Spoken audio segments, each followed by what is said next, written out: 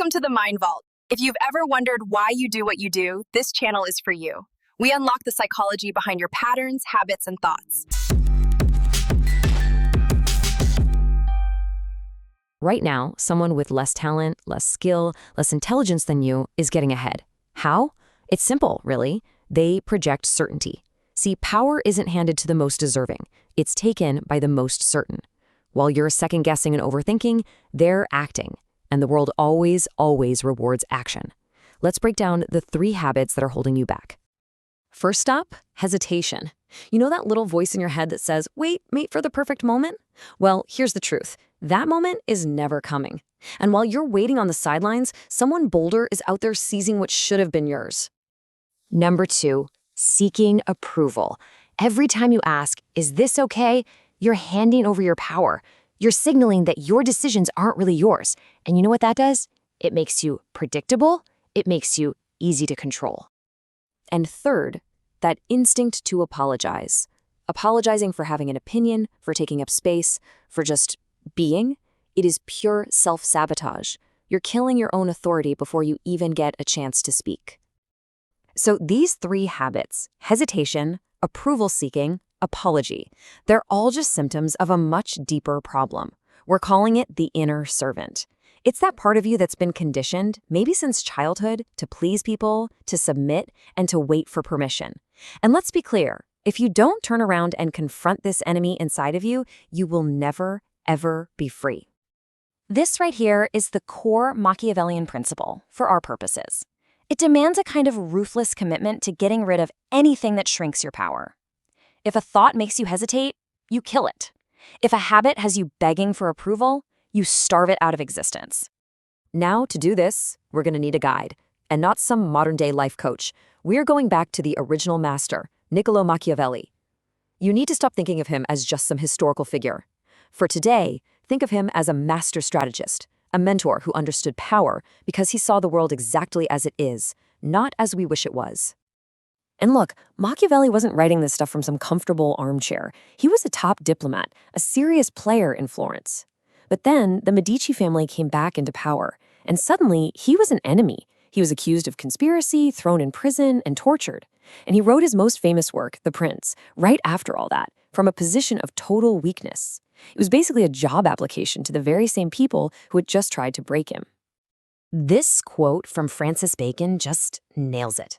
It perfectly captures Machiavelli's revolution. Before him, all the advice for leaders was about being a good, virtuous person in some perfect, ideal world. Machiavelli just shattered that idea.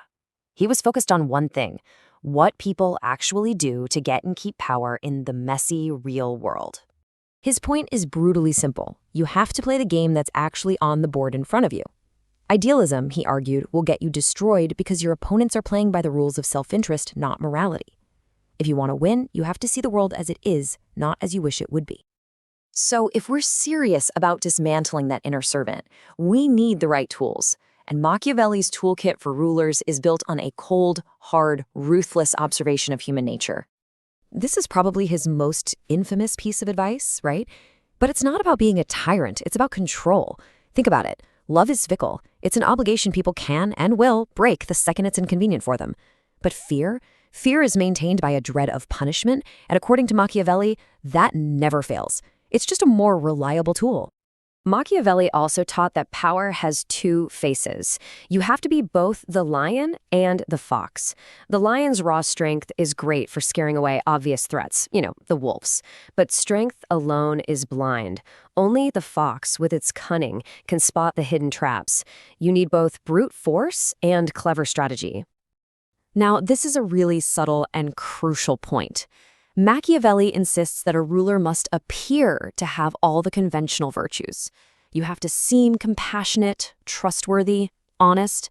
Why? Because the public judges you based on what they see. The real key is maintaining that flawless image while being fully prepared to act against every single one of those virtues when necessity demands it. And this is the core of that strategy. Your public image is a fortress. Most people will only ever see what you appear to be. And that gap, the space between public perception and your actual moves, that's where you find the freedom you need to win. Okay, so you have the tools, but what about the one thing nobody can control? What about plain old luck? Well, Machiavelli was obsessed with this, with how a great leader could somehow master fortune itself. He saw life as a constant battle between two forces, fortuna and virtù. Fortuna is luck, chance. He described it as a raging, unpredictable river that governs about half of everything that happens to us. But the other half? That belongs to virtù. That's your skill, your courage, your audacity. You can't stop the river from flowing, but with virtù, you can build dams and levees to direct its course and impose your will on it. You don't win by hiding from danger. That's what the servant does. You win by confronting it. True virtù isn't about avoiding risk. It's about calculating the risk and then acting with decisive, overwhelming boldness. Hesitation is ruin. Action is everything.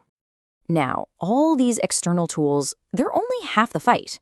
The real war, the one that matters, is internal. The final transformation is to become what you might call psychologically unreachable, totally immune to being manipulated by the opinions or the emotions of other people. And to get there, you have to absolutely kill 3 needs that the inner servant just thrives on. First, the need to be understood.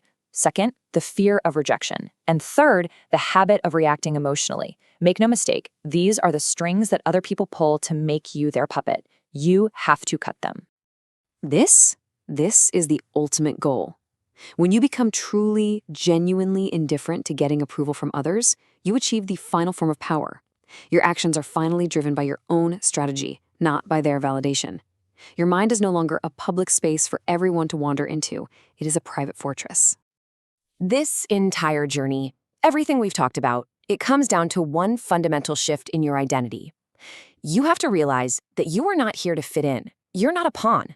You are here to move the pieces on the board. And we'll end with this thought.